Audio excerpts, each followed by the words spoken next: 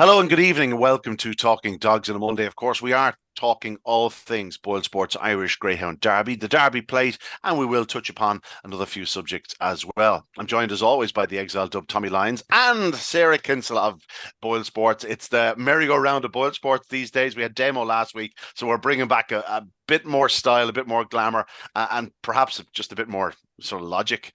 Demo was all sorts, For referencing demo. country music and all sorts. Sarah, it was a great night at Shelbourne on Saturday night. The derby is very much alive and bubbling over, and we now have our final 12. We do. It's very exciting. I remember saying to you, and I must, what's Damien's phrase he used the other night, egg on my face about the laddie da and the other Kobe for that matter. I didn't expect the laddie da to do it from as well as he did from Trap 3 the other night. So I remember saying to you, oh, he still looks a bit green to me. So I have to definitely eat my words now. I was blown away by his performance. And the fact now that it just goes to show he's the now 2-1 favourite to win the Boyle Sports Irish Greyhound Derby. The first time we've had a new favourite since the start, I believe. So yeah, fair play to the Downings. He ran super. He's now 2-1 from 6-1, and Hoffa is out to 7-2 from about 3-1, I think. So yeah, plenty of changes and a fantastic night. Tommy, Sarah's learning. She got ahead of the game. She knew I was going to shove those words down her throat, but she got in there ahead of me, and that was it. She's after covering all bases. The laddie da is the new Derby favourite. Whether it's a bit of an overreaction, I don't know. We'll find out. At 2-1, I think he's plenty short enough. Surely if he gets four in the final, he won't be shorter than 2-1. But those are the breaks. You have to take your chance at this point if you fancy one and hope that the draw goes in your favour. But all in all, this is a pretty deep derby. We've said that from the start, but you have 12 greyhounds there. Yes, 3 or 4 of them will need luck, but there's certainly 5 or 6 and maybe more that could win this competition. Probably are, Ian, but like we'll talk about the semi-finals later on. But there's such an imbalance; it's ridiculous almost for the two semi-finals. We've had a bit of it the last couple of years with different stakes, but this seems to be the most extreme I've ever seen. Galadi Da is just improving, and you know what? I had a small bit of a concern, obviously, after him doing 371 from trap 4 in an earlier round, but like it was time. He's very likely racing, entitled to be learning all the while, and it was a nice little test without being a huge test, if you know what I mean. There wasn't massive early pace on his inside. Seven Beach there has early All pace. he needed to do, and it was stated many times before the race, was all he needed to do was come out of traps, and once doing so, it was pretty straightforward. Yeah, but all he needed to do was come out of traps, which he didn't do when he was in trap 4 previously. So this was a great opportunity for him to prove himself that he's an improving dog, that he's learning all the time, and that he is a genuine Derby dog. So while you say the 2-1 is an overreaction, or whatever, and it probably is a bit short, I'm not saying it a little is. bit. I'm just wondering, No, it's is not. it? Yeah. Yeah, well, possibly a tiny bit, but at the same time, now you're less concerned if he's in 2 or 3, if you know what I mean. If he's out in 4, okay, we've got a problem. If he's in 5, you've got a problem. But you're less concerned now. You're not saying, okay, he's in 2, well, that's him done now. He's cooked. He's not. He's not, because he's got exceptional early pace. Yeah. And in fact, I'm a small bit worried about him being in 1 next weekend. Never mind 2 in the final if he happens to qualify. Yeah, because We got that heat is so good, and the fact that the other Kobe came away, like some dogs break and then accelerate. The other Kobe came out running the other night Yeah. yeah, It was and did like the three Susie thirty eight, which Sapphire, is I wasn't it? think is the fastest sectional in the Derby. 3:38, I think it is anyway. Yeah. Um, so there's a lot of winning left in the Derby. Let's just say, even though we're down to the final 12. yeah, you touched upon it there, Sarah. 3:38 from the other Colby was sensational. The 16:88 actually the fastest run to the third bend. The only dog this year to break 17 seconds, and it's become sort of common for dogs to break 17 seconds in the Derby. Now, be it 3 or 4 dogs maximum. Last year, I think Coulivan Hoffa did it maybe 3 or 4 different occasions. Susie Sapphire certainly did it on 3 or 4 different occasions. Born Warrior did it on 4 or 5 occasions. So, as the only dog to break 17 seconds in this year's Derby, the other Kobe is more than just a tag along. Like this is a serious player. Let's get into the heats themselves. Let's go ahead, Tommy. Sorry, and the funny thing about the other Kobe is I think he's done three times over 550 faster than Bournemouth ever did in Shelbourne Park. It could well be. Yeah. I would never have said Sarah, not Sarah, Jennifer. Jennifer's not been shy about saying like this. Mm. This has always been the faster one. Now, as it happens, that Born Warrior, exceptional greyhound, and just for those, certainly for those 6 weeks last year, he was just in the form of his career and found his trapping boots. And yeah, sadly, hasn't kept up that sort of form. But if he had kept up that form, we'd be talking about one of the all-time greats. But as it is, the other Colby is the one that's sort of making the headlines, and the fact that he is a brother to last year's Derby champion, it's just an added storyline. Let's get into the opening heat. The Laddie Da was a bit of a drifter in the market, went out to nearly 2-1.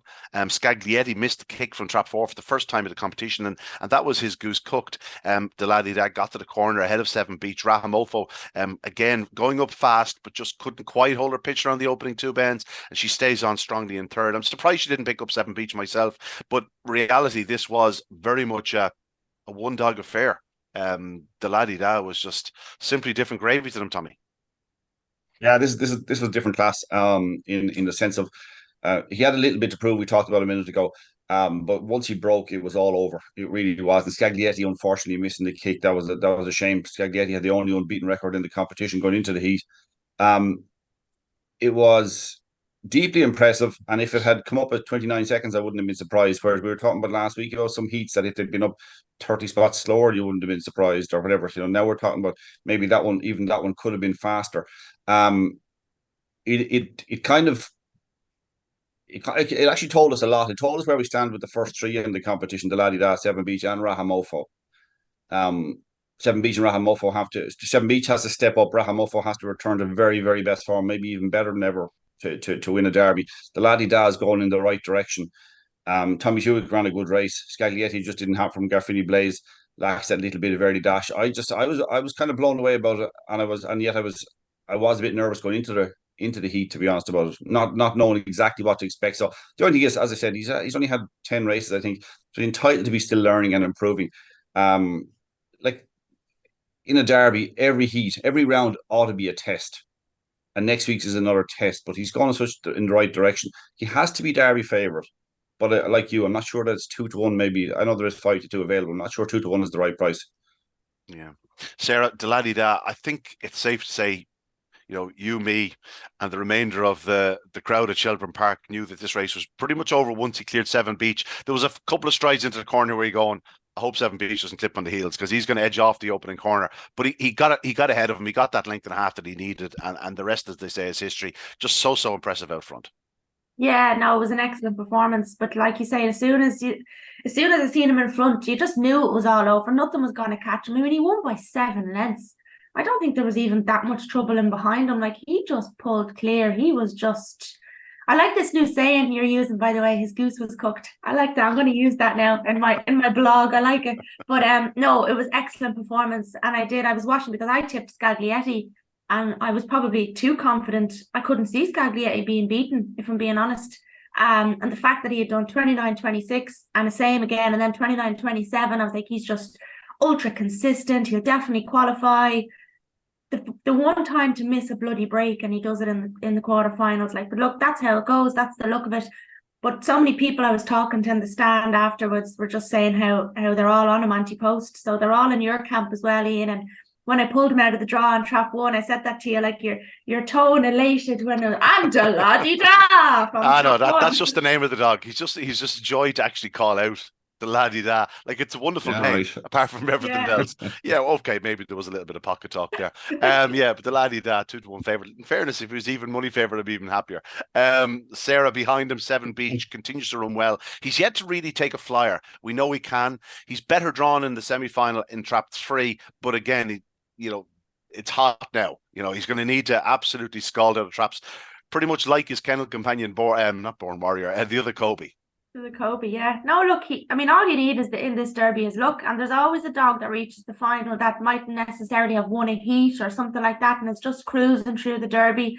every week doing things right, getting a bit of luck, and he could be that kind of dog, you know. He's well bred. Pastana, Whiting's Gift, the kennel is in form. It'd be great to see Jennifer get there. Imagine if she could have 2 finalists after winning it last year, you know. It'd be magnificent for the girl, especially because their family has been through such a hard time as well, Ian. So it's brilliant for them. But Raha Mofo, I just love her. Like, I knew she'd qualify. Looking at her, as you say, you were surprised she didn't catch 7 Beach, but she was forced to check and she lost a bit of ground. So she did run an excellent race. I'd be just worried, like, she's having to dig deep in a lot of these races, and I wonder if it would take its toll on her. You know, she is a competition bitch. We know that she can win Oaks, and she's the reigning bitch of the year. But I just wonder how much it would take out of the bitches. And saying that, look, it didn't take much out of Susie Sapphire, and I'm always raving about the bitches, but I just think, is it an overreaction for the laddie dad to be favourite? I actually would have to say a little bit yes, because obviously Kulavani Hoffa is such a big loser in the market. Do you know what I mean? Like, the figures are astronomical. So now that the laddie da has obviously gone favourite, you have to think, well, obviously there's an awful lot of people now backing him. So I don't know. It's Damien Lonigan will probably be the best person to answer that question if it's an overreaction. But would I be backing him at 2-1? I certainly wouldn't. But can I see him win a Derby? I 100% can. So you can make an argument for both sides. But look, I was unfortunate to see Tommy Zewick go out, Shark Hannon and the boys. But look, he ran a brilliant competition all up until, what did he got denied about a head, was it, or a length to qualify? And Garvini Bays as well. He just, as Tommy said, he doesn't have any early. And yeah, touched on Scaglietti, but you can't take anything away from the laddie da. 7 lengths, a brilliant performance. I was just looking back actually on last year's, I was trying to find last year's quarterfinals to see if any dog had won by 7 lengths or even anything like that. And I don't think they have. A lot of the races were short heads, necks. So it's a brilliant, brilliant performance. Yeah, no question about that. The 3 that went out again, Garfini, Blaze, Scaglietti and Tommy Stewart, just didn't happen for the 3 of them in the contest. Rahamofo remains there. You're in that sort of territory where every race is potentially her last race. You know, they are waiting on her to break, and she's more than due. And yeah, at this stage, she'll see out the rest of the Derby, no question about it, even if she does break. But it's a case of, you know, enjoy her while we have her. Moving on to the second heat, Sarah, Ben's Teddy was the dog that came in for strong support during the week. I must say I was opposing him, but after 2 strides, you're going, that wasn't a great idea. Flashed out of trap 1, looked more like Susie Sapphire than Ben's Teddy. But it allowed him to turn the prominent position. Obviously, Boccos Crystal and Clonbrine Treaty have much more early speed than him. They went around in front. Clonbrine Treaty stayed wide off the second bend, allowed Ben's Teddy up his inside to go second. And once doing so, it was only a matter of time before he got to Boccos Crystal. He made his move at the right point up the inside at the third bend, went on to score 29-39. We learned nothing new from Ben's Teddy, only that he's in great form. He is such a powerful greyhound. Tommy and myself have been talking about him for quite some time. 4.5 lengths, 29-39. This was every bit as impressive, Sarah. Yeah, it was excellent. I think I first seen him, did he win his first heat of the Conan Kirby down in Limerick? I think he did, and he caught my eye that day. But like, I'd have to, same as what you said, I didn't give him a chance in that race. I'll be honest, I actually was just all over the runner-up, and I didn't expect that performance from Ben's Teddy. But before I left the house, my dad had said to me, the nap of the night, Sarah, he says, is Ben's Teddy. He said, so when you're being interviewed on RPG TV, make sure you nap Ben's Teddy. And I was like, no, because I don't fancy him, Dad. I'm all over Boccos Crystal. So when I got home, you can imagine the glee in his face. I told you to tip Ben's Teddy. But no, it was a brilliant performance. 29-39. So look, he done it in the first round from trap 1. He done 29-31 or something. The dog had the potential. I just probably was a bit silly to overlook him, to be honest, with the trap draw and everything like that. But the pace he showed, and the fact that he took up the lead late, and to win by 4.5 lengths, pulling away from a bitch like Boccos Crystal, who stays the trip. And obviously delighted to see 365 qualify. That's a marvellous achievement for young Scott Phelan as well. Like, you know, so, and it was 16-1. I didn't expect it to qualify either. You probably would have expected Clonbrine Treaty maybe to be the one to qualify. Droopy's nice one and Droopy's bro. Look, it was always going to be sad to see the 3 go because it was an incredibly hot heat. But yeah, Ben's Teddy, I must check his price now. What is he? Damien has him as 10-1. Still a great price. He's a tricky draw next week. Tommy, Ben's Teddy, back end of last year, we spoke about him a couple of times about him probably being a real 600-yard, 575-yard greyhound. And here he is, a dog that's, well, was desperate and lucky not to get to the final of the Kirby, ran so well through a number of other stakes, was second the champion 550 in Shelbourne Park during the year. And here he is from an ideal draw, let it be said, winning in 29.39. He's been consistent, 29.39 this week, 29.37 the previous week, and 29.31 prior to that. He's going to need luck on Saturday night, but he's certainly running at the peak of his powers. He is at the peak of his powers, and probably coming forward, actually, to be honest about it. I have been talking during the week to our clockman friend, and he had said that the finishing sectional Ben's Teddy produced last week was the fastest he had recorded since Ballydoyle Honey many moons ago for the 550. Yeah. Said it was phenomenal. It was miles ahead, and he sent me on the list of clocks, and it was a long way clear of everything else. I mean, he was finishing with a ridiculous rate, and actually, it was evident the other night because I know Bacchus Crystal might be at her strongest at the moment, but what he did in the last 25 yards alone and the heat the other night. Now, it's kind of the heat is kind of skewed a little bit because Bacchus Crystal missed it. She missed a kick, even though she led around. She did a 3:59 compared to that. That's about 2 lengths, slower than what she had done in the competition already. And it makes some difference because she could have been 4 or 5 clear, and you might have been struggling to catch her had she broken to the best of her ability. He looks like he came out through the bars, and yet he did a 3:59 or something, 3:58, 3:59, which is not fast, and is type of stuff to get you in trouble. Really, is what it does. He just made the most of a great draw. I wouldn't like to take much away from him though, because he is that strong, and I think that was evident again. I'll be interested to see what his clocks are like. His finished clocks are like this weekend compared to last weekend. I'd say it's pretty close.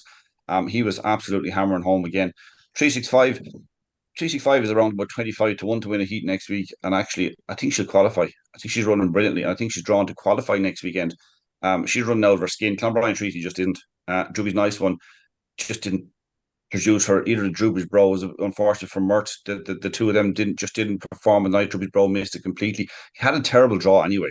I didn't fancy him because of being outside Ben's Teddy, who I would have had down as pretty similar in terms of ability to the bend. And then you're obviously going to side with the one on the inside all the time. And then you've got other early pace that's going to be in front of it, you'd imagine. So I thought he was in trouble from the draw. All in all, I know the connections are on Ben's Teddy to win the Derby, and they have a live player, even though he's going to be an 8 or 9-1 chance to win his heat next week. He's still a live contender in the outright. It's only about qualifying next week and hoping that you get the best of the draw in the final. Yeah, it's funny. I did the piece with Damien Lonigan the other night, and he was saying afterwards he just quickly looked at one or two of the other firms, and Ben's Teddy was in around the 5 or 6-1 mark for outright glory. And I said, but sure, he'll be bigger than that to win his heat on Saturday night. That said, he is running so well that it wouldn't put you off. You probably are more likely to back him at 6-1 to win it outright, with a view that he might get dropped 1 or 2 in the final than you would be to win a semi-final at 8-1, shall we say? But going to be very, very hard to keep out of frame with any sort of a clear passage. Second was Bacchus Crystal, as we said, and Tommy alluded to it, you alluded to as well, Sarah. She's very strong. She's coming on each week. Her season dates are near, to a point where you can really start ignoring them at this point. You'd imagine next week she should be spot on, and the week after. Touch wood if she gets that far for Graham Box and Bev Lockheed. And of course 365, great storyline. Sarah, we know certainly Ciara for a long time, and Scott, her partner. They are just doing the most remarkable job with this lady. She was pulled out of the Oaks with a small injury. They got her back for the Corncull. She ran great in the early rounds of that. Lucky to get knocked out, and here she is in the semi-finals of a Derby. And it would be a real sort of, it'd be a real local storyline. You don't really get local storylines in the Derby as such, because it's Shelbourne Park, the home. It'd be like saying Dublin is a local storyline in Croker, but that's not the way it feels, because these aren't big trainers. This would mean the world to them to even be at this point. Imagine if they got to the final. Oh man, I'd say they're pinching themselves. I was in the middle of the track between each heat, because obviously the presentations were on the main podium for the quarters as opposed to over in the kennels, and we were watching where I was standing. I was wishing everyone the best of luck as they were coming down with their dog, and Scott Phelan could not hold on to this bitch. The strength of her, he was looking at me saying, "Geez, I'm mad joke this one," and she was jumping up in the air. He had her down at the right at the base of the collar, and she was mad to go. And I love to see that in the dog, because it shows the people as well, the anti-protesters, whatever you want to call them. That's the nice word for them.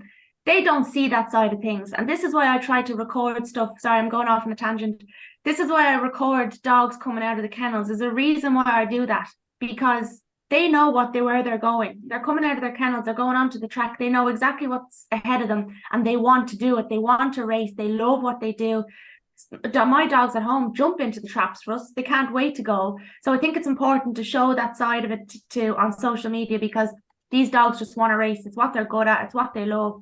But this would be a huge story. I mean, they train there near Dublin Airport.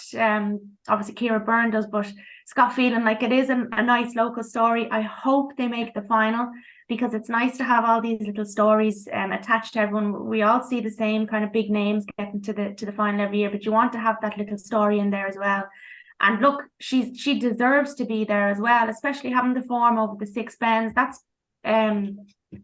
that's her strength now, because she's able to come home and she's well able to run past these big dogs. It's not a bother on her. She's not that small herself, 66 pounds. But I really, really, really hope she does it. And I hope we have Raha, Mofo and 365, some bitches in the final, because I think that adds that little bit more pizzazz to it. Yeah, it certainly does. No, she's definitely running out of her skin at present. The 3 that went out there, Droopy's Bro, like he's a September 21 whelp. You'd imagine he'll go straight into juvenile derby and would be a player, such as his pace and speed. Droopy's Nice One. This is one of the rare occasions, Tommy, she didn't manage to make it to the latter stages of a competition. And as you said, Clonbrine Treaty just didn't seem himself of late. We haven't really seen the very, very best of him since Limerick. Perhaps a trip down to Limerick for the Ledger could be in the offing. Maybe a return to his favourite ground could be the key to his success. Yeah, perhaps. I don't know that I'd even say that, because I just think he's still capable of the runs. He hasn't got consistency at the moment. Unless, I don't know. I mean, there's no point guessing what might or might not be wrong, but he's not himself, because he has derby winning ability. He has that potential. Look, it's gone now, because you don't get a chance really. You seldom get a chance to come back and win a derby a second time. And I'd kind of, he's at this stage he's not going to win any derby, but like he's Michael O'Donovan and Jennifer O'Donnell will be delighted to hear that. No, but you know what I mean. With two of the top 3 in the betting market. No, I know what you mean. I know what you mean. You know what I mean. You generally get one crack at this. Like you're 7-4 to even turn up in the first round next year. Like, never mind win. That's the problem. Yeah, exactly. And you need to come back. Look, Born Warrior won it, and I think we have to kind of, when we're talking about Born Warrior, we have to kind of focus on that rather than the fact that he didn't come back a second season and produce a similar sort of form. Forget about that. It takes a lot. It takes a huge amount to win a derby. It takes a huge amount of luck. It takes a huge amount in terms of the constitution of the Greyhound and the ability of the trainer and the whole lot. Everything has to be right in place to win a derby. So it's fantastic to win one, and it's extremely difficult to come back a second time. It has been done, of course, and they have, second season dogs can win it, but you need so much in place. You can't plan beyond the derby you're about to contest, or you are contesting. I mean, that's you've got to be right for it. I think Clonbrine Treaty is a smashing dog. I still think we're not seeing the very best of them at the moment, and perhaps they will come back. We saw Swords Rex take a dip in form last season at a point and come back absolutely brilliant all year. Droopy's Nice One is just, she had been in superb form. It's just unfortunate that what happened to her. Droopy's Bro is a young dog entitled to improve and come on a bit. If he could find a little bit in the early pace department, he'd be top level at 550 in any race or any competition. I assume he'll go to Limerick. Yeah, you'd assume so. We'll move on. Heat 3 of the Derby, and this was the heat. This was the heat that everyone was talking about. This was the red hot affair. Much like the second semi-final we'll get to in a little while. The other Kobe, Trinity Junior, Mr. Chelm, Ballymac Marino, Dramana Dano was thrown in there as the lamb to the slaughter, shall they say, and Culavani Hoffa. Despite what I said there, Dramana Dano had been running so well through the competition, so you couldn't completely dismiss him, although his chances were gone at boxes when he stumbled out. And yet, it so often happens with these contests where you say, oh, it's so wide open and any of them could win. Bang, away and gone. The other Kobe just absolutely dominant from the front, Tommy. 3:38, 16:88, 29:15. It doesn't get any better than that. I'm sure they would have preferred to do it in 2 weeks' time, but at the same time, they'll be mighty happy to be in the draw for the semi-finals. And it was a brilliant performance, start to finish, and it had to be. It had to be, because you had Trinity Junior in 2, a dog who had been breaking really, really well, who had been dominating heats, and to beat him to the punch and then go on to win the way he did. The other Kobe was It was flawless. That's I mean, as I said earlier on, you see dogs trapping and then accelerating. This dog just came out running, and like, I mean, Trinity Junior made it look slow in the first 10 yards. No dog does that to Trinity Junior. He's a champion stakes winner. He's been a finalist in so many competitions. It's ridiculous. And just to leave him for dead early. Now, obviously, it's a different test when even if you move out to trap two for the semi final and the like for the other Kobe, but like, you have been banging the drum about the dog for a while, and I hope he actually got the 4-1. I think it might have been available last week. Did you play him? A very small pittance machine. It was one of those races where I didn't want to get too involved. Does that make sense? But I did back him at 55 on the exchange a couple of weeks ago, just for outright glory, just for small money. I just thought it was an insult to a dog of his ability. He had the time done. He had the time done to be, and it's a matter of getting things like Jennifer O'Donnell's doing exceptional. You know, somebody's working a full-time job and training greyhounds and winning the Derby and bringing dogs back to the semi-final of the Derby in the form. It's just exceptional performance. It really is. It helps that she has a Derby winning handler there to help her. Her mother, Yeah. Frances, I know that. I know that. But it's just listen. It's not off the ground. She licked it, and as you said, like, she's just doing a terrific job. Brilliant. Absolutely brilliant. And Trinity Junior lost nothing in defeat. In fact, I would say I was concerned about him qualifying when he was led so easily, and he qualified in comfort. Now, if for some reason, I don't know why. Okay, Mr. Chelm ran into a little bit of trouble in the race. Ballymacmarino got a bit of a bump early when Mr. Chelm moved off at the traps, but Ballymacmarino hadn't broken as well as it can and left itself in trouble. As you talked about, Romana Dano. It was actually a surprise to me, and that the three that qualified the way they did, because I would have thought that Trinity Junior and potentially Coulivanny Hoffa were in trouble when they were led so comfortably. I thought, watching the race and going, gee, something's going to come from behind here. Maybe one, maybe two of them might come from behind. I thought Hoffa was in real trouble going down the back. And in fairness to him, he stuck it out. He's only beaten 4.5 lengths in a time of 29.15. So there were actually very good runs by the second and third, and an absolutely stunning run by the winner. Yeah, Sarah, and the other Kobe, brilliant winner. You've spoken about him already, but behind him, Trinity Junior is running well for Peter Cronin. I'd say Peter had nightmares about this heat. You know, obviously there's two side by side for the second week running, and there was a situation where you could see both of them going out if things didn't go right. He'd be delighted to have Trinity Junior going through, running very well in second, and Hoffa is still there. Yeah, still there. Still a thorn in Damien Lonigan's side, I'd imagine, in the outright. But sure, look, he's 7-2 now, so anyone that was on him, like, they'd be still delighted that he's still there. Do you know what I mean? And maybe if he gets to the final, I'm not sure how you'd even price that up, to be honest with you. But I'm glad that's not my job.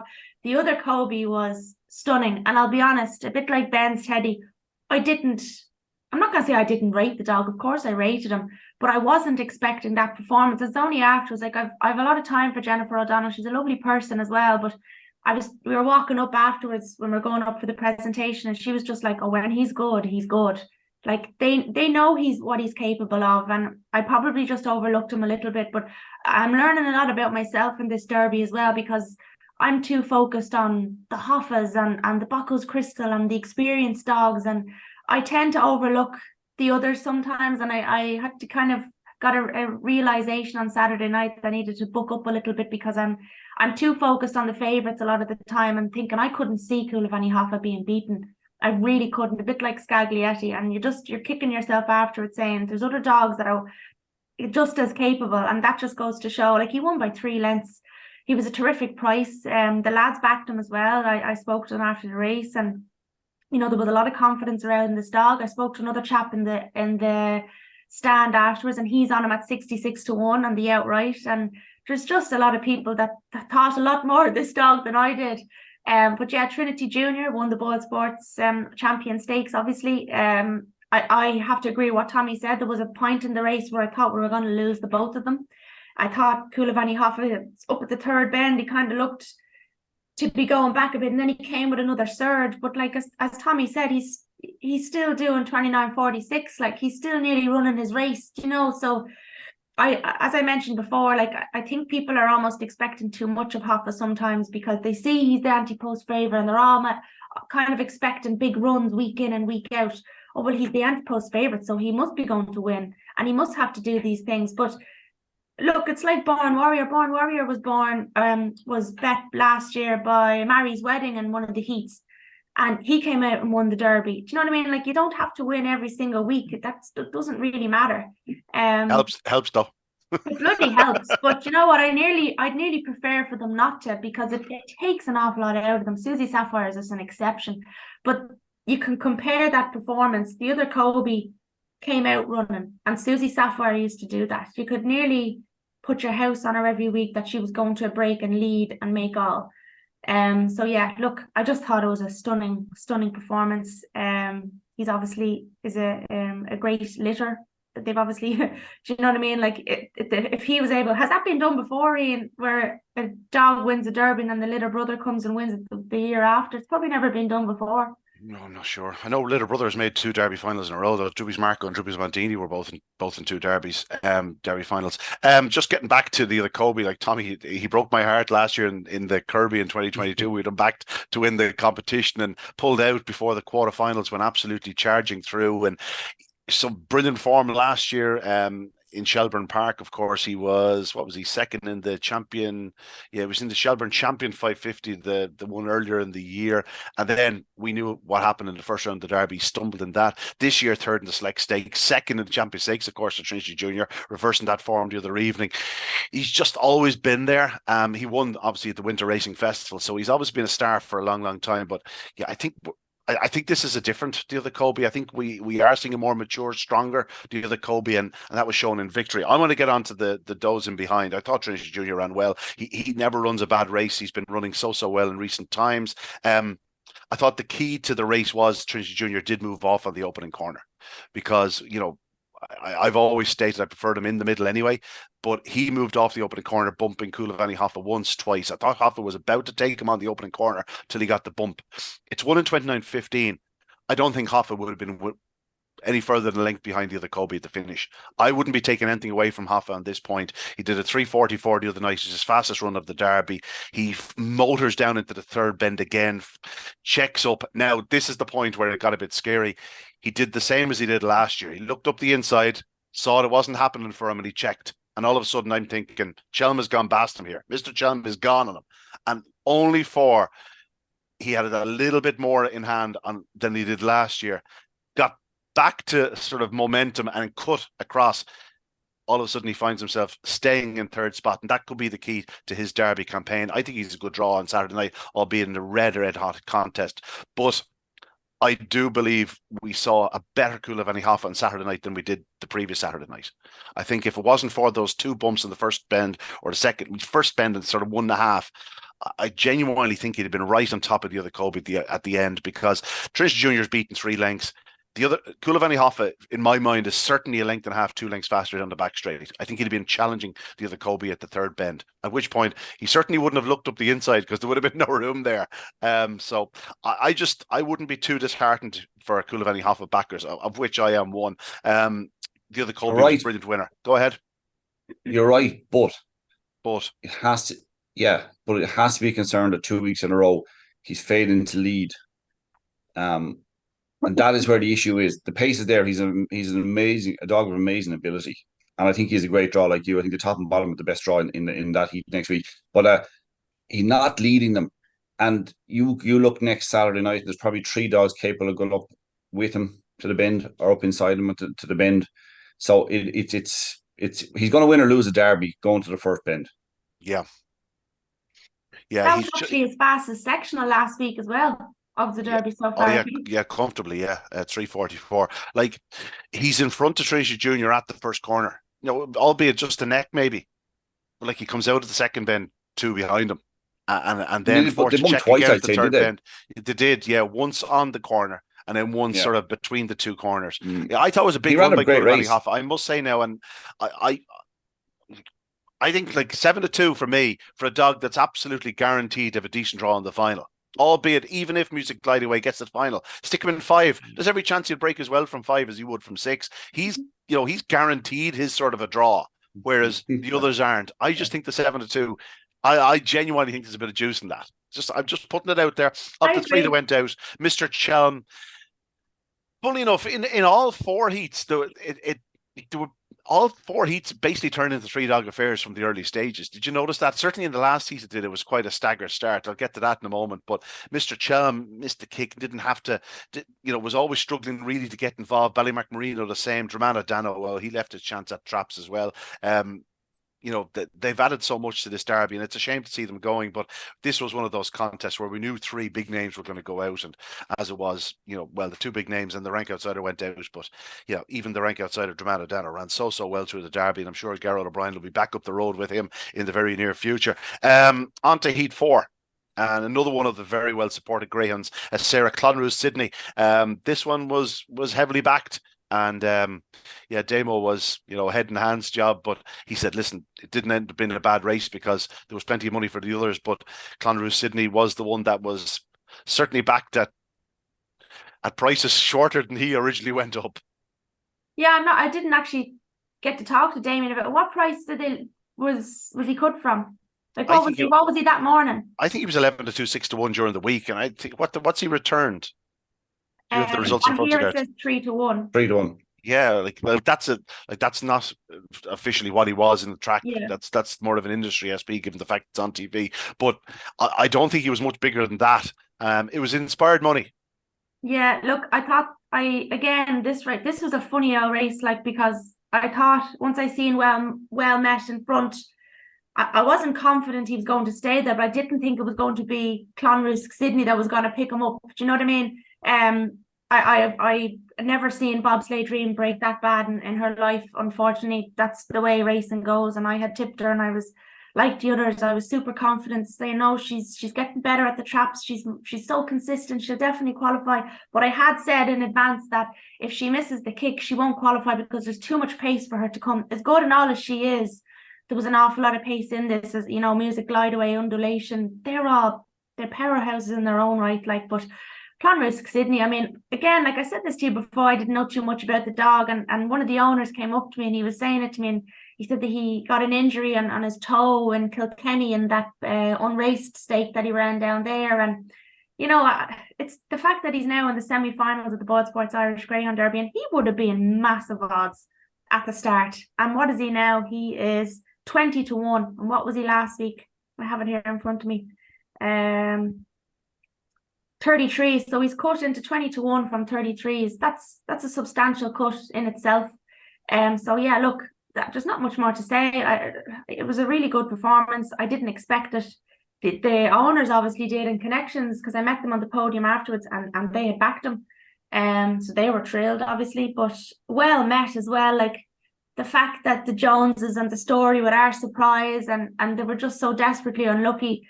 This is a remarkable story too, and the fact that they had just one dog coming into this derby and they're now in the semi-finals. I love that sort of stuff.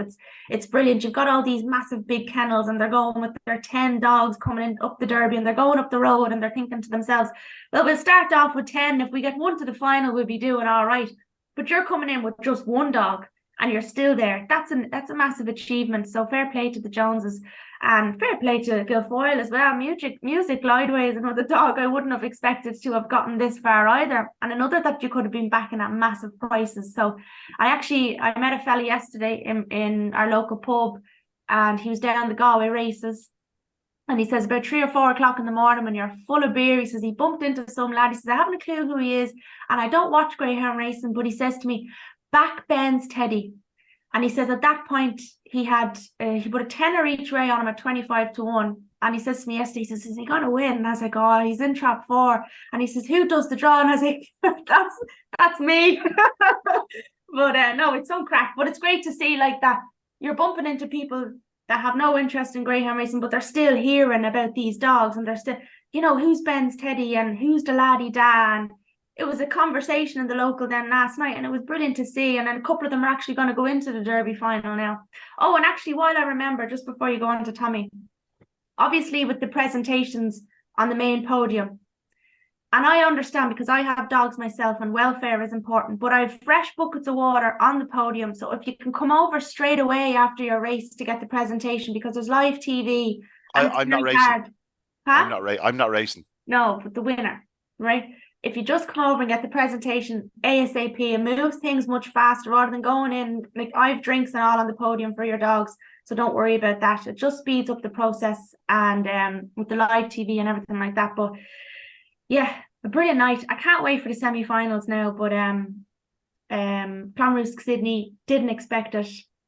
We're back to Clonrusk Sydney. Well done, Sarah. Huh? We're back to Clonrusk Sydney. We're back to Clonrusk Sydney. Yeah, I just didn't expect it. But there you go. That's Greyhound racing. And do I think he'll win next week? No, but could make the final. You never know.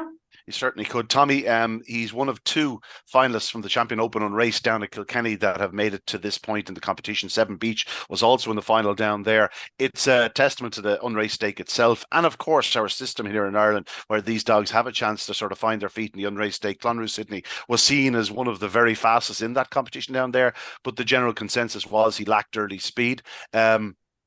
He probably does lack a yard of early speed, but when you trap out like he did the other evening from an inside draw, leaves him in a perfect position to sort of turn close enough to the pace, down the back straight. Well Met just got the better of Music Glide Away into the opening corner. Music Glide Away got a rare fast start. Now, I have a theory on this.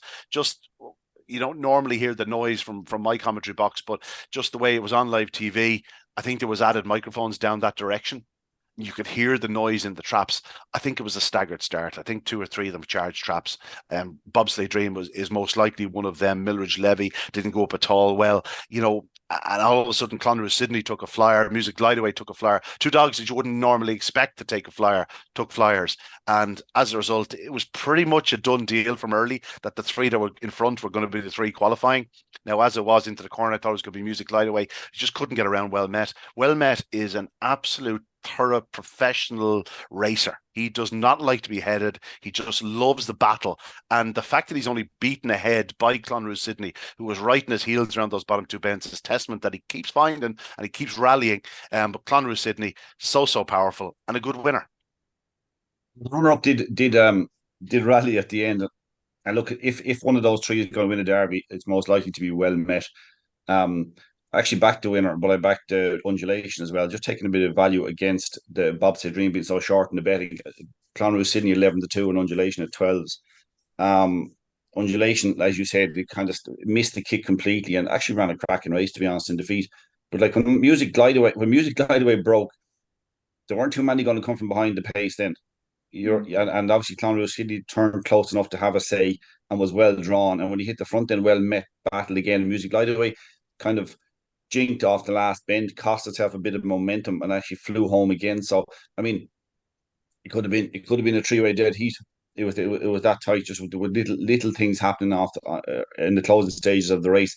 But like I said, Ian, there was nothing could come from behind. Bobsleigh Dream couldn't even, and Bobsleigh Dream was exceptional. I mean, that I always think back to that Leisure final, that performance in the Leisure was just ridiculous. It was just brilliant. But Undulation, they missed it. Milridge Levi just never happened. But Clonrusk Sydney actually is an improving dog. I think we probably figured out that he'll struggle to win a derby. Music Glide Away will need a bit of luck. Well Met actually was inclined to go into the bend and actually can break that bit better. And if he can break a bit better from trap 1, wouldn't be an absolute lightning breaker, I think, at the best of times, but has brilliant early pace. Has a great draw next Saturday night, and like he's so tenacious. You talked about it last week, the week before, and it was borne out on Saturday night. Even when past, he battled again. You'd be thinking Clonrusk Sydney be staying very strongly. We know Music Glide Away will be staying very strongly. So for him to rally again, having been passed, I think that was a really good performance. I think, as I said, it might be unfair, but I think if he's the one of those 3 the most likely to win a derby, if one of the 3 is going to win it, to my mind, it's him. Certainly a semi-final draw will aid his cause. In second was Well Met, behind Clonrusk Sydney, and Music Glide Away out the outside in third. Music Glide Away. I know there was 1 or 2 punters that were sort of in clover after 2 strides, thinking we're after backing this dog at 12 and 14 to 1. Music Glide Away, for a dog of his ability, it seemed a very big price, but just wasn't meant to be. Well Met forced his way past him on the opening corner. Just look at the third bend sectional there. Well Met does a 17.25. Now he leaves a length, maybe length and a half in the early stages, so he can certainly go into the 17.10s. Whether it be good enough, as you say, Tommy, to win a derby, we don't know. We'll find out. He'll need to be doing everything right for the next 2 weeks, but just given the fact that he is an early pacer, and we've seen him on nights where dogs turned on his heels and you go, wow, they're going to get past this dog. Well, 28 starts, 10 wins, 11 second place finishes would suggest he's not the easiest dog to get past. And I've written that more than one time, that just Well Met, he's one of those dogs that just keeps on finding, keeps on digging, and always makes life difficult for those in behind. Again, sad to see Bobsleigh Dream crashing out, and Mildred's Levy and Undulation, of course. Two very fast ladies in Bobsleigh Dream and Undulation, and Mildred's Levy is running so well for Dunlamanny over the last few weeks. I'm sad to see them go out. Pat Buckley actually had his 100th winner of the year on Saturday night. That was Ben's Teddy. Nice and timely. He said to me earlier on in the evening, he says, I hope to have winner number 100 tonight. I said, I thought you'd be hoping to have winner 102 tonight. Never mind it, but winner 100. Yeah. Now, that's the way to be thinking, rather than just for one of them. But yeah, he had a winner number 100 in Ben's Teddy. Let's take a look at the semi-final draw. There's a lot to talk about. Well, the opening heat, Well Met, 365, 7 Beach, Trinity Junior, Clonru's Sydney Music Light Away. Sarah, I think it's safe to say that if you were going to be drawn in one of the two heats, this is the heat you wanted to be in. Yeah, you'd be surprised the amount of people that were slagging me after, saying, Jesus Christ, the second semi-final is the Derby final, like it's that good, But I mean, when you look at it, it's impossible to pick the winner in that. Like, even Trinity Junior be your obvious one, and he's favourite, he's 11-10. And I know I think he's won at a trap 4, but I don't know, like, you can nearly guarantee Well Met will lead up. 365 won't, 7 Beach won't, Clonru's won't, Music Glide Away, I don't know if he will or not. He's well drawn, obviously, but I just think there's better value for Well Met for 9-4. I'd be taking Trinity Junior on at 11-10. And if you really want a bit of value, I'd back Music Glide Away at 8-1. But I think Well Met is the one in that race. I think he'll creep along the rails, he'll lead up, and he'll make all. I don't think anything will pass him on Saturday night. I think it'll be that easy. If he was in the other heat, I wouldn't have said that. It's just he's in that heat, and there's nothing wrong with the other dogs at all. Like, it's just the weaker heat, and the probably weaker is too harsh of a word to use, because it is the semi-finals of the Derby.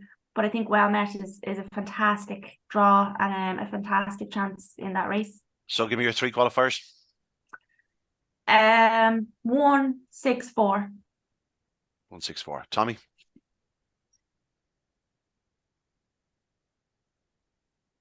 Tommy? Sorry, I didn't. You went on mute or something for a second. I made a attempt to price the two heats actually the other day to 100% now, so it's obviously going to be skewed. I went 11-4, 25, 12, 5-4, 14, and 8. Now I found that the one I found hardest to price at the bottom of Music Glide Away, because I know there's ability there probably to be better than 20, 29, 50. Well Met has a great draw, and you've got 365 beside you. Now the only thing is 7 Beach can go up. Will 7 Beach be good enough to clear Well Met? I'm not so sure. Trinity Junior will be though. Clonru's Sydney don't fancy from the draw, and the Music Glide Away, I'm just not sure what to make. I'm not sure if I could make a reasonable guess where I thought Music Glide Away would be at the first bend. I think I'd be a lot better off. But look, I'm going to have to side with Trinity Junior. I think it's a good chance to lead. Well Met is just so tough to knock out of it. I think he'd qualify, and I saw the bitch, so it'll be 4-1-2 for me. Yeah, I'm with you on 4-1. Third choice, like that could change 3 times over the next few days. But my first initial look, maybe just from the draw, Music Light Away, but yeah, I can see the argument for 365 as well. 7 Beach certainly won't edge in on her. I think he'll go up reasonably straight. She could actually have a lovely passage around the inside, and that could be the key to her success. Maybe I'll go 4-1, a dead heat between 2 and 6, and they have to toss a coin. And that's and we're dismissing. We are dismissing 7 Beach there. And yet he has a leader's chance, perhaps, because he has yet to take a flash. He can rock it to a corner. And Clonru's Sydney is running so powerful. It's just the fact that he has to concentrate and get the defence before he starts running. And by that point, the race could be over. That's like 7 Beach got effectively got a clear run to 29.80 the other night.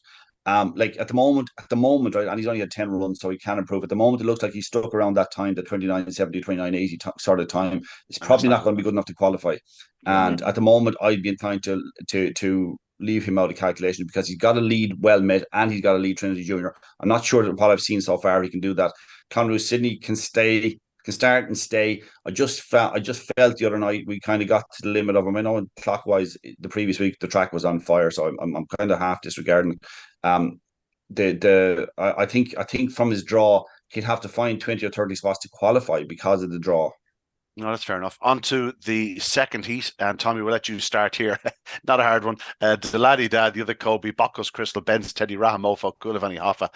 This could have been our derby final, and we'd have been perfectly happy with it if only someone was doing the draw right. Tommy, what do you make of this first or second heat? I'm priced it to 100% again now. Obviously, there's going to be 20% factored in probably with the bookies. 2, 13 to 2, 9, 9, 28, and 9 to 4. Now, 28 for bitch of the year, Rahamofa, but that's Yeah, where she is at the moment, as far as I'm concerned. It's a difficult, you can't get lost, you cannot get lost in the middle of this race. And that's what's been happening during the last few weeks, getting lost in the middle of the race, breaking, getting lost, and running on again. You're not going to be allowed to do that this time. That's Yeah. if you break, you better cement that position and stay there. So I'm she's brilliant. And if you go back to her runs in Tralee and her run in Dundalk, you're saying she got a chance of competing and nearly winning the heat. But I just don't think that her last few runs have been that level. So Kulavani Hoffa has a brilliant draw. And this is the chance to show if he's going to win a derby or not. This is the time he'd show a step up and go. This is why I was anti-post derby. This is why everybody in the world seemed to be backing me before the derby started. They hadn't seen me in a year.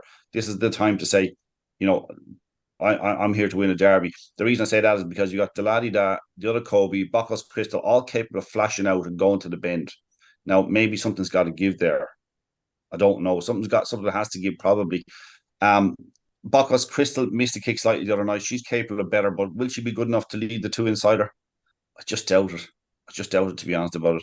And she's not inclined to cut a corner. She's probably not going to cause trouble that side. If she's going to cause any trouble or not trouble to them, but if she's going to be a Thorn. barrier to some of the others, it'll be to the outside dogs rather than the inside dogs, in my opinion.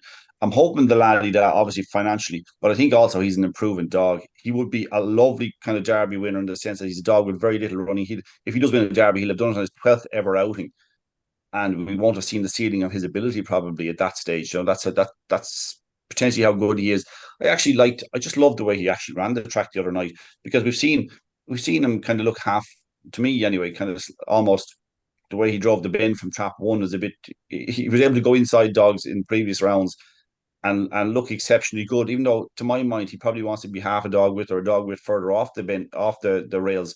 Um, like if the other Kobe comes out running the way he did the other night, we're going to have some races. I just hope there's no trouble between the pair. I Yeah. just hope there's no. Give me your choices. Well, I'm going to have to go with the laddie that on account of the draw. And if the other Kobe was in trap one, you'd probably go with the other Kobe. But I go with the laddie that Kulvani Hoffa to me has to qualify. And the other one is so hard. Ben said he has a really tough draw, really, really tough draw, because he'll be behind probably four dogs at least. And trying to negotiate behind dogs that can do 29-15, 29. The bottom has done 29-13 and the top two both done 29-15. Yeah. I don't. I like it's 1 and 6, and I don't know what the other one is, because I don't know if the other Kobe can get a clear run if the laddie da breaks. Yeah, Bacchus Crystal's the slowest in the race with 29.4. Or no, big Rahamofo is only 29.54 for the 550, albeit that's in Tralee. Yeah, strange to think. Sarah, it's wide open. Sorry, Tommy, you're going for 1, 2, and 6 to qualify. And 1, 6, and yeah, I'll probably give two the benefit of the doubt. One, It's six, tricky two. enough. Maybe Ben said 1, 2, 1, 4, 6, 1, 6, 4. I got that right. That 1, 6, 4. Sarah. Oh God, this is tough.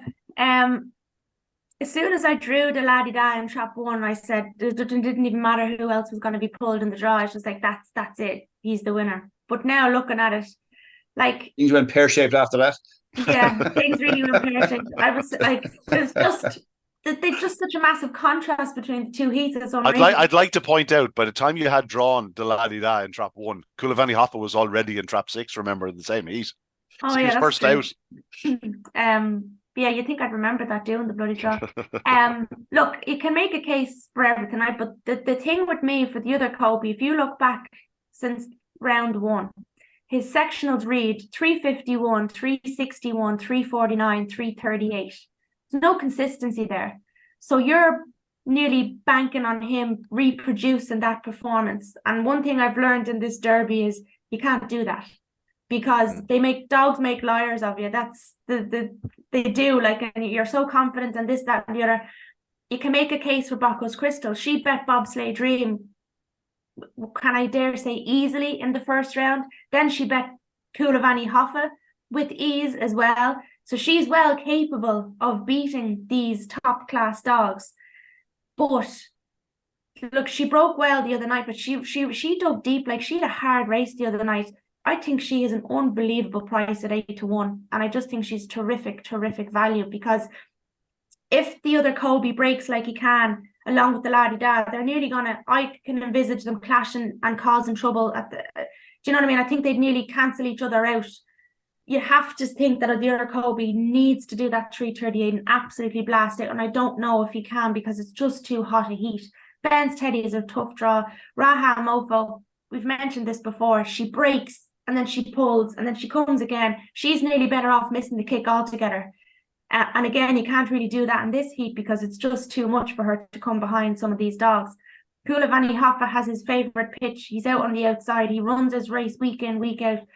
You know, he's been wrapping him up in cotton wool. This dog nearly, you could say, deserves to be in the Derby final, considering, you know, how far he got last year. Then he was off for nearly a year.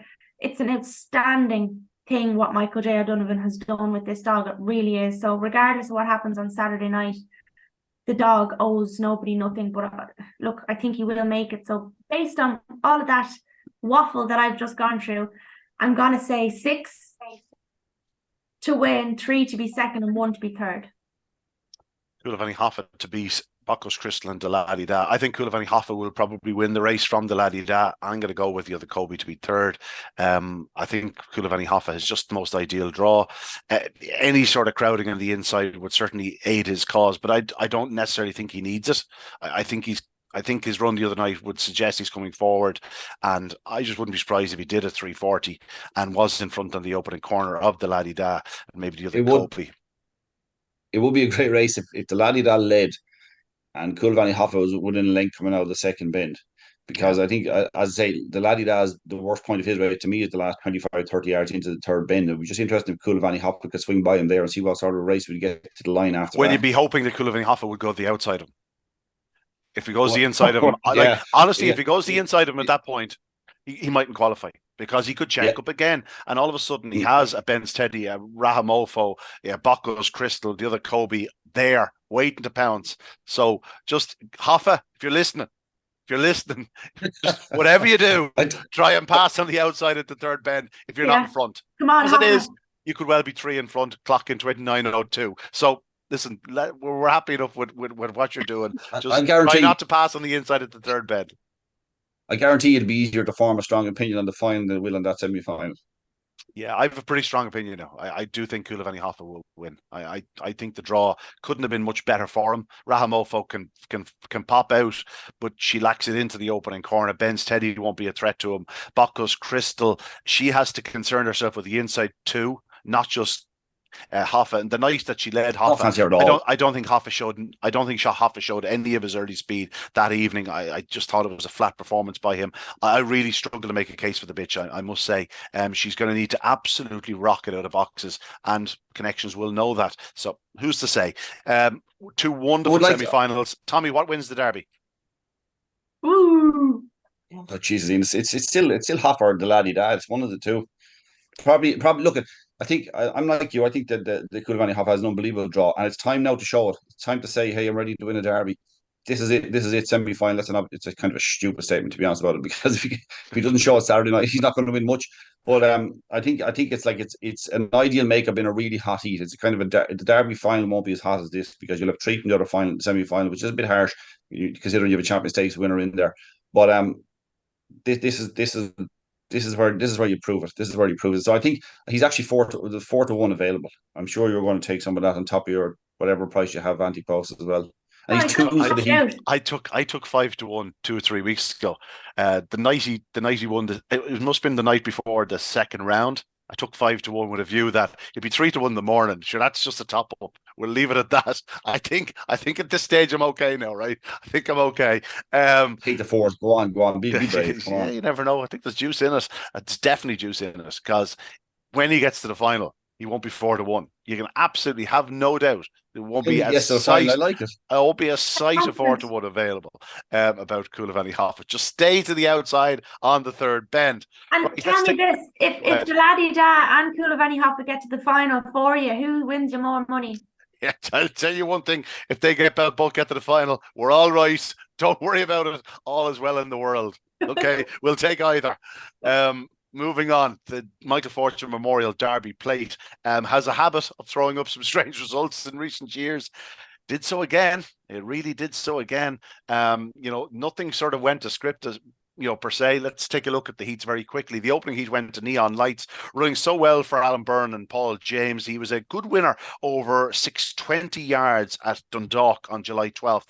I was mighty impressed with him on that occasion. I've sort of been waiting for something to happen for him. I had nearly given up on him in Shelbourne Park, just probably was happening too quickly for him. He got a lovely draw the other night, slipped around in third spot, missed the trouble on the corner, in behind Ballymac and Magical Cuba. Cuba is just running so wide, just doesn't look the same dog he was in the past. Delro Duke missed the kick and he found trouble on the corner, so he was gone out of it. And then it was up to Ballymac to try and repel Neon Lights. Couldn't do so. Neon Lights winning at 25-1. Tommy, nice winner. A bit of a charmed run, all right. I mean, he's 4 behind the leader, Ballymac going to the bend. And then you think that Delro Duke is going to be in his way, and then he seems to move off and get in a bit of trouble and let him slip into third place. Very strong dog, Neon Lights, but I would have struggled to find it, I'll be honest. Yeah, Alan Byrne and Rebecca Porter doing a great job with the few dogs they've had over the last few years. A couple to keep an eye on. Second, Ballymac Optic Chico is back in third. He's surprising. Well, it's not really surprising when you consider what's left in the competition. He's the favourite at 3-1 with yourselves, Boyle Sports, Sarah. But we'll get you to talk about the second heat because Paul Hennessy has done wonders with the Bold Freddy, and I know Craig Day and Vicky Dobson were watching on, absolutely chuffed for this fellow to win for the first time in 6 months. He was a star in his youth, had gone off the rails a little bit in recent times. Paul Hennessy has sort of turned this fellow into a bit of a project dog. He sort of made it his mission to get him back to winning ways. It happened on Saturday night, showed good early speed, got to the corner, and was strong enough to contain Pied Piper by a comfortable length and a half. Yeah, it was a brilliant performance. You love to see these dogs doing that, because you stick with them, and as they might have gone off the boil for you, or they're not doing what they used to do, but they have the ability, and you don't give up. That's the thing, and you let them come back to their form. And it obviously takes a lot of races to get back to winning ways. But look, the price says it all, as well. And even when he was running in the Derby, he was 18-1, 20-1, 25-1. He wasn't rated in any of the races he was running in, and he was 10-1 the other night. Well, according to the prices on the GRI site, and I'm not sure if he was bigger in the ring on the night, but yeah, won a performance and a good time too, like 29.76. But this Michael Fortune Memorial Derby Plate is the results the other night. None of my dogs finished in the first 3. Yeah, it was that sort of a night, I'm afraid. It was that sort of a night. It was mad. But I tell you, I'm talking to myself over that heat because our clockman I was chatting to him last week, and he said to me he fancied the Bold Freddy. He gave me a reason why he didn't fancy anything else in the race, and it was 6-1 at the time. Then there was a non-runner. He sent me on the non-runners, and I said, "Okay, no bet. I won't have a bet." And when I saw the result, I went, "Oh well, he won. He's probably returned 3-1." And I see the SP10s. And I said, yeah. There might have been a little nibble. Moving on to the third heat of the Michael Fortune Memorial Derby Plate. Not one 25-1 winner. There were 2 25-1 winners. Blast off, Mac Tommy. If you can throw your memories back to the early days of this fellow's racing career, we spoke about this fellow and his brother on a couple of occasions, said that there was plenty of pace there, but it just hadn't clicked the other night. He showed loads of speed into the third bend to take over from Beeper's Lariat, who just seems to be showing the effects of a long campaign.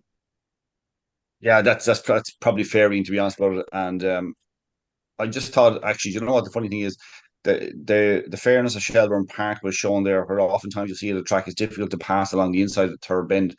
Just showed a lovely bit of pace to be able to do that and do it quite smoothly. Nice performance, very lightly raced. Obviously, there's been, yeah, it's just like there's obviously been something along the way. There's obviously been an issue there. It just kept him off the track for a little while. But always a dog with a bit of pace, Sarah. 25-1 as bookmakers. That's what you love to see, isn't it? Ah, yeah, of course. Well, look, it's not my money, so I don't really care. But in his early career, he was doing 28.96 down in Limerick. Ran well enough in the Conan and Kirby, got knocked out in the third round, I think, and then was on and off and stuff like that. So he is lightly raced, and like that, you overlook dogs like that a little bit. And again, the price says it all, 25-1. So, but look, he led late, and he just got up, because Press Unlock is a good bitch in her own right too. But the time it looked better than what the time was, 30:05. It did look a little bit better, but this competition is just turning out very, very strange for me. Again, and everyone, not just you, Sarah, yeah, and everyone. but you know what? It's weird just when you look back on the semi-finals and who's left. You mentioned Bakula Van Hoffa, would you? I think he'll win the Derby now myself, but at the start of the competition, I wouldn't have backed him because I was saying to myself, he's far too short for a dog that hasn't ran in 10 months. Bearing in mind he's with a top class trainer. All the dogs I picked are gone. Your Swords Rex, your Clona Duke, Ballymac Walt, Gaetan Hugo, Bobsleigh Dream, they're all gone. This is one of the worst derbies for me in terms of tipping, and it's been woeful. So I've learned a lot from it, but yeah, I definitely, sorry I'm going off again, but I would be backing Coola Van Hoffa to win the Derby. I think he's brilliant value now at this stage. Getting back to the Derby play, Tommy, the last of the four heats. In fact, no, we'll start with Sarah. Anna Bailey. Ballymac Run, we're going to start with, actually. She was 5-4 favourite to win this heat. I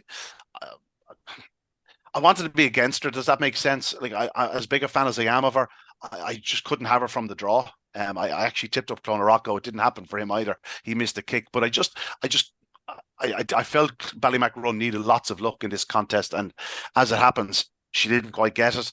She didn't get the start she needed from trap 3. She's flanked by early speed, and as a result, it was Papa Diora goes around in front, but Anna Bailey's too close to the pace. 7-1 about Anna Bailey. I know it's a bit of after timing, but that looked generous about a dog who, was only beaten 3 lengths by Ballymac Run last week, having run hard. And it's not that long ago. We have to go back to a 29:46 success at Shelbourne Park, beating Clonbrien Treaty, Sarah. So 7-1. I'm sure one or two people had a nibble at that.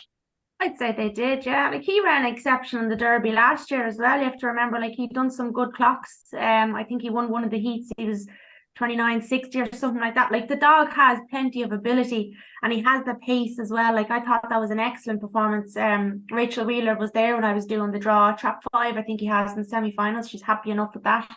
I tipped Ballymac Run, but in hindsight, she just was too outpaced. But the Clonarocco as well, I thought he'd run a better race than he did. But it was a messy sort of a race. There was a lot of bulking and messing in and stuff like that. But Anna Bailey, I'd say there was a good few people who actually backed him because, I mean, he was good value. And when you have these savvy people looking at a race that, they can see the value better than probably I can. I was just all about Ballymac Run. Yeah, definitely. Oh, she's a great chance. But I didn't think Anna Bailey would win. But again, I wasn't shocked by the performance either, if that makes sense. Yeah, Tommy Anna Bailey, he's always been sort of dining at the top table. It's never a surprise to see him pop up in this type of contest. Oh, but this was one of those heats that might have been a Derby or a Derby plate final. There was plenty of quality in it, so not a lot was going to give. Ballymac Run had to fly out from a tricky draw.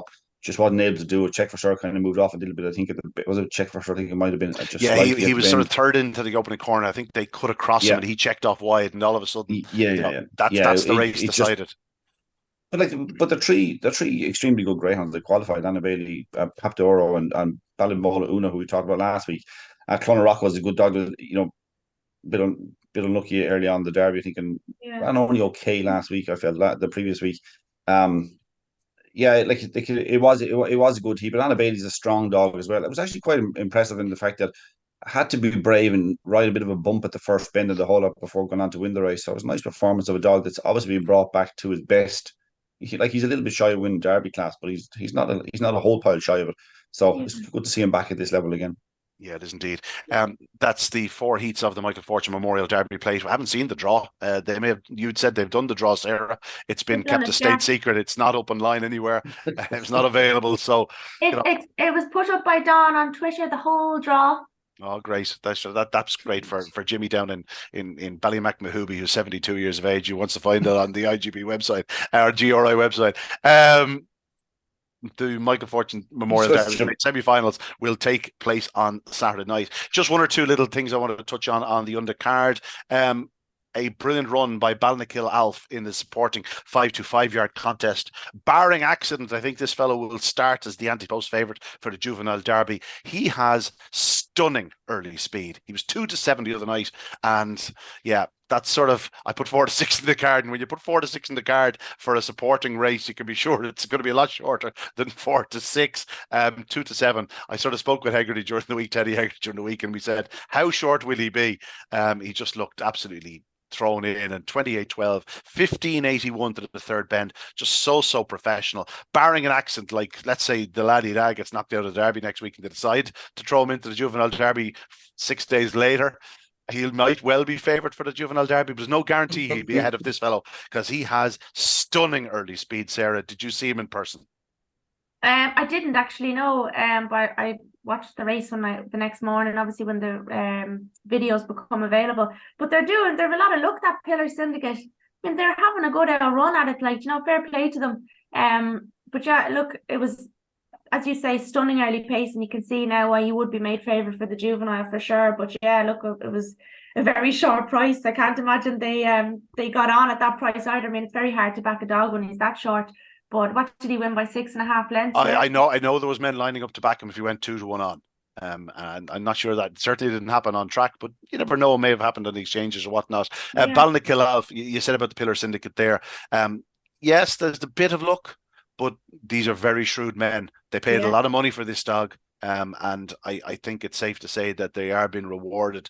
They have plenty of good contacts. They've been buying very, very well bred types, and all the best of luck to them. They buy it where did they buy it, after Kilkenny, or do they have it from the start? No, they bought him off trials before he ran in Kilkenny. They owned him in Kilkenny. He actually picked up an injury in Kilkenny. It was very evident in the final that he wasn't himself. A couple of runs around Dundalk and then to Shelbourne Park, where 28-30 last week, 28-12 the other evening. Tommy, you can't beat early speed around Shelbourne Park over the 5.25.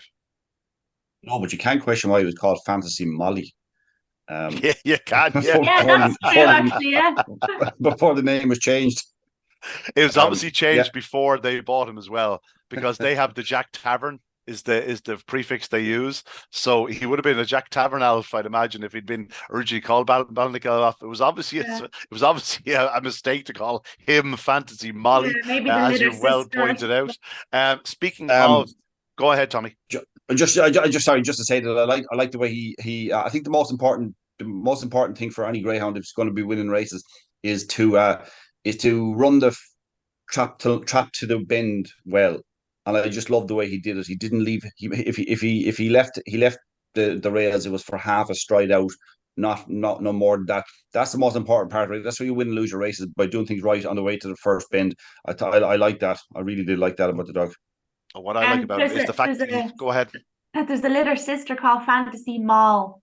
Okay, I couldn't call her Molly. I'd say that sums it up. There's also a little brother called Jack Tavern Bolt, who happened to set the standard on Saturday night, Tommy, in the Casco Derby. It's turning into a nice competition. One of those competitions where, they mightn't be doing huge times. 28:42 from Jack Tavern Bolt the other evening would suggest the track wasn't flying. There was a 28:36 done later on the card, but it wasn't in the Casco Derby. But there's certainly 2 or 3 dogs from this competition that will develop into Laurel's contenders, you'd imagine. Yeah, sure. I think even Commons Rebel won a heat for John Kiley the other night. I think he'd won a Derby qualifier and hence gone up and run in the Derby in the first round of the Derby, maybe even second, actually, not sure. And won a heat. But I think actually last week's quickest heat winner was Peroni Oni. He went back to 29.60. I got the feeling he did get a little bit of trouble this time, but I just got a feeling the track is back a little bit. They didn't rate it, which makes sense, to be honest. Yeah. Okie dokie. That's a good competition to look forward to. Just a couple of things we want to mention. Tonight at Nottingham, Clonard Duke and Gaytime Nemo will trial ahead of a potential select stakes entry next Monday night, August 28th. 3 Irish dogs enter for that competition. Of course, they are for that one-off race. They are Balnabola Ed, Clonard Duke and Gaytime Nemo. If you ask me, I think the 3 of them should be automatic qualifiers. But there is stiff competition in the UK as well. Coolavani Shadows confirmed as a runner. Candlein Monsoon, Romeo Command, and there's one other. Excuse me if I can't remember it. Anyway, it should be a hell of a contest next Monday evening. Also, Jack Tavern Bella will be trialled this evening at Nottingham ahead of the run in the select stayers over the 730 metres. That'll be right up her alley, and she'll be very, very hard to beat. unless something red hot emerges to land the spoils. But I think it should be very hard to beat in that contest. So that's something to look forward to. And tomorrow, on next Monday night, Tommy, y'all will be facing its biggest crowd of the year, Champions Night. Yeah, free entry, and there's a pile of stuff on for kids activities and loads. Obviously, the quality of the racing, they've got a load of sponsors. I mean, it's fantastic the response they've got to the call for support for the track. It's been brilliant. Like we had a big night on the bank holiday Monday. We just kind of focused on the kids, and this is a kind of a mixture of focusing on the kids and the racing and the people coming in, because they're trying to bring in people who are involved with greyhounds, who are champions, who have come through y'all in the past, and like they've assembled a great list of all those greyhounds. They're naming races after them. There's a lot of prize money on offer for it. It's going to be a huge night, and I say it's free entry. It's still an SIS program, so it'll be shown live on thing. But if you can get a chance to get down, anybody who's in the vicinity or even close by, call down, because it's going to be a great night. We had the preview, as I said to you, on the bank holiday Monday. That was really good. This is going to be even better. Yeah. No, best of luck to all involved at y'all next Monday night for the Champions Night. Derby lunch that afternoon. That upset my plans to go to Nottingham. Now I know I might turn up to y'all if only I had somewhere to stay. Only I had somewhere to stay. Someone that would have a pint or two with me anyway. We are recording Barry Drake. Barry Drake. God, I never even thought about Barry. Yeah. We are recording this next Tuesday morning, because next Monday evening we will bring you a bit of feedback from the Derby lunch. Sarah, you looking forward to the Derby lunch? Oh, I bloody love the Derby lunch. They do it very well in England as well. Ben Keith and Star Sports and all the guys. But yeah, I just love it. I love the atmosphere. I love it's the nerves as well when you're talking to all the connections, and you know they're imagine how they feel. What? Yeah. Imagine. But no, it's brilliant. I love it. It's one of my favorite events in the entire Derby. So I'm really looking forward to that. And yeah, it'll be interesting to see, like, you know, obviously if Scott Phelan gets there with 365, that would be his first ever Derby lunch. Like, whereas if Graham Holland gets there with Bocco's Crystal, they've done all this before. So there's always that exciting element to it. There's always a great atmosphere in the room. You've all the top notches there, and you have yourself and all the Don and Orla and Thomas, all the great work they do there. And there's a lot to the Derby lunch, a lot of organising and stuff in it as well, and the entire Derby, of course. But it is important to note that the Derby lunch is a special event because it's celebrating getting to the final, because there's only one winner. So the Derby lunch, I personally think the MC just really sort of just brightens up the whole proceedings, to be honest. I think it's so important.